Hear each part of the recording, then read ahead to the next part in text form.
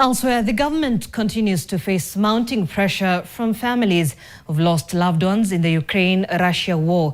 The families want the government to block further recruitment and help rescue Kenyans stranded in those countries. This comes as a family in Kinori village, Mukurweini, that's in Nyeri County, held a symbolic burial for their kin who died in December while fighting for the Russian army. His body was left in the battlefield after he was killed in the ongoing war. Margaret Kimathi has that report. What many Kenyans recruits promised as security or construction jobs in Russia has for some turned into a daily fight for survival in the battlefield of Ukraine, a war they barely understood before boarding planes out of Nairobi. Interviews with returnees and relatives of those still at the front reveal a grim reality of poorly trained foreigner pushed into exposed positions where artillery and drone strikes rarely stop. Kama nilikuwa nimedanganywa naenda kazi ya driver.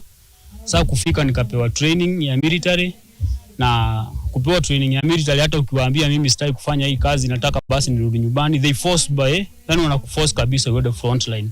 So hawana utu. Wale Russians hawana utu hata kidogo. So inaniumiza sana kuona watu wengi sana wamekufa huko. Nilikuwa nimeenda peke yangu, but kufika kwa training camp niliweza kupatana na Africans wengi sana kama 200. Duncan Chege, who traveled to Russia in October 2025 after being promised a job as a driver, says the deadliest threat is not always direct gunfire, but the constant buzz of drones hovering above trenches before explosions rip through bunkers. Sikuwahi fight na Ukraine militaries. Vitu zenye zilikuwa zinatuua na kumaliza watu ni drones and landmines. Mimi nilitumia bibi yangu voice note, nikamwambia mkinikosa online mjue tayari mimi nimekufa, kwa sababu wenye tumeingia na wao already tayari nimeona pale hivyo wakiuawa. Chege, who was speaking during the burial of Charles Waithaka, who died in December while fighting for the Russian army, said he was recruited by an employment agency in Nairobi. Chege returned to the country 2 weeks ago. Serikali tu ikiingilia kati, hata kama watu wako hosi ende watoe hosi, itakuwa imesaidia, lakini sasa serikali inajua hii mambo inaendelea, watu wako Russia hospital, hawataki kurudi battlefield, but by force hata hujapona vizuri unarudishwa battlefield. So they don't care about you. They want you to go to the front line and you die there, and they are very 100% sure you will not survive. Hata serikali inafaa iingilie kati, ama agent wenye wamepeleka watu huko Russia wachukuliwe hatua kali sana, sababu wase wengi wako huko wamekufa huko Russia. Is it possible for over 500 Kenyans to be duped to go to illegal recruitment without the eye of the intelligence? The Kenyan intelligence service is not aware. The Kenyan DCI is not aware. The Kenyan police is not aware. So is the president not properly briefed, or is part of the problem?